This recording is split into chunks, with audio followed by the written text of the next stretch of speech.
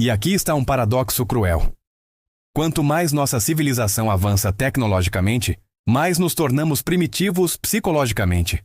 Não primitivos no sentido de proximidade com a natureza ou com o instinto, mas primitivos no sentido de inconscientes, de dominados por impulsos não reconhecidos, de possuídos por complexos autônomos que nos movem como marionetes. Jung observou que os primitivos, termo problemático dele, mas entendamos o conceito, tinham medo de perder suas almas, de serem possuídos por espíritos, e nós, sofisticados modernos, rimos dessa superstição. Mas então desenvolvemos vícios comportamentais em redes sociais, somos possuídos por ideologias políticas que nos cegam, nos tornamos escravos de complexos inconscientes que ditam nossas reações, nossas escolhas, nossos relacionamentos.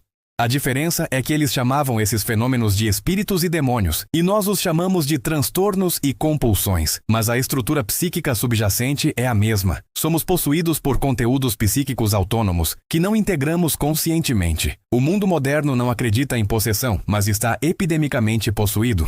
Possuído pelo complexo de dinheiro, pela compulsão por status, pelo vício em validação externa, pela identificação absoluta com ideologias, pela necessidade neurótica de controle. E por que não temos mais uma linguagem simbólica para nomear essas possessões? Porque perdemos os rituais de exorcismo. Não no sentido literal, mas no sentido de processos psicológicos de diferenciação e integração. Permanecemos cativos. Jung chamaria isso de inflação psíquica, quando conteúdos do inconsciente coletivo se apoderam do ego e o indivíduo se identifica com energias arquetípicas que o transcendem. O político que se acredita salvador da nação, o CEO que se vê como Deus onipotente, o influencer que confunde sua persona digital com sua identidade real. Todos casos de inflação. De possessão por conteúdos que deveriam permanecer relativos, mas que se absolutizam na ausência de um centro espiritual genuíno. Perdemos também a capacidade do ritual. E ritual aqui não significa necessariamente cerimônia religiosa. Ritual é qualquer ato simbólico que conecta a consciência com dimensões mais profundas da psique. É um gesto que significa mais do que é, que aponta além de si mesmo. Antigamente havia rituais de passagem, do nascimento, da puberdade, do casamento, da morte. Esses rituais não eram mero teatro social. Eram tecnologias psíquicas que facilitavam transições, que ajudavam o inconsciente a processar transformações, que criavam continente simbólico para experiências que transcendem a compreensão racional. Hoje, o que temos? Festas de formatura padronizadas, casamentos que são mais sobre Instagram do que sobre compromisso sagrado, funerais apressados porque não temos tempo para luto adequado. Perdemos a estrutura simbólica que dava forma e sentido às experiências fundamentais da existência. E na ausência de rituais autênticos, criamos substitutos patológicos. O consumo torna-se ritual. A busca pelo produto perfeito, a experiência de compra, o unboxing cerimonial. A academia vira templo, a musculação torna-se ascese, mas sem a dimensão de transcendência. É narcisismo disfarçado de disciplina. As redes sociais se tornam confessionários onde expomos nossas almas, mas sem absolvição, sem transformação real, apenas a busca desesperada por likes que nunca satisfazem.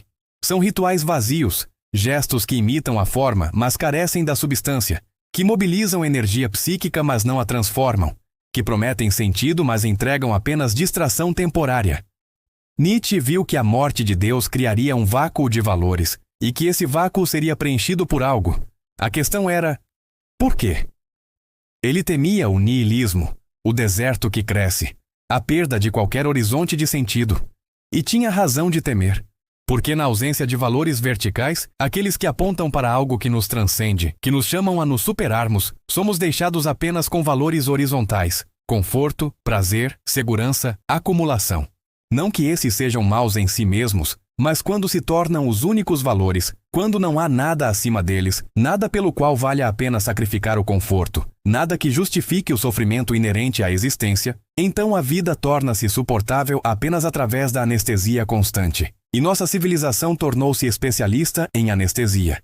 Temos farmacêuticos para anestesiar a ansiedade, entretenimento para anestesiar o tédio, pornografia para anestesiar a solidão erótica, ideologia para anestesiar a complexidade moral, consumo para anestesiar o vazio existencial. Mas a anestesia não é cura, é apenas supressão temporária do sintoma. E o sintoma está tentando nos dizer algo. Jung insistia que os sintomas neuróticos são tentativas falidas de cura. São a psique tentando restaurar o equilíbrio, tentando forçar o ego a prestar atenção em dimensões negligenciadas da experiência. A ansiedade não é apenas mau funcionamento bioquímico. Pode ser o inconsciente gritando que estamos vivendo contra nossa natureza essencial, que traímos algo fundamental em nós mesmos. A depressão não é apenas déficit de serotonina. Pode ser a morte simbólica que precisa ocorrer antes de um renascimento, uma descida necessária às profundezas antes de uma ascensão renovada. Mas nossa medicina, reflexo perfeito de uma cultura que perdeu a alma. Trata sintomas isolados sem perguntar pelo sentido. Prescreve supressores sem perguntar o que está sendo suprimido. Medica a dor sem perguntar o que a dor está tentando revelar. E não estou aqui fazendo apologia anticientífica. A psicofarmacologia tem seu lugar, pode salvar vidas, mas quando se torna o único paradigma, quando a experiência humana é reduzida a equações neuroquímicas, quando o sofrimento existencial é diagnosticado como transtorno cerebral, algo crucial se perde. Perde-se a possibilidade de que o sofrimento tenha sentido, de que a crise seja também oportunidade, de que a descida seja prelúdio necessário da ascensão. Schopenhauer, em seu pessimismo aparente, tocou em algo profundamente verdadeiro. A vida é sofrimento. Não ocasionalmente, não por acidente, mas estruturalmente.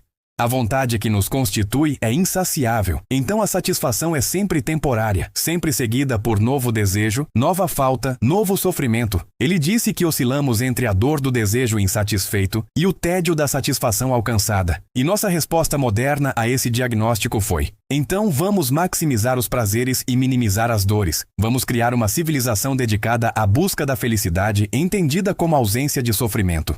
Mas isso é precisamente o que Schopenhauer diria que não funciona, porque a felicidade assim entendida é estruturalmente impossível, não porque sejamos pessimistas, mas porque desconhecemos a natureza da vontade.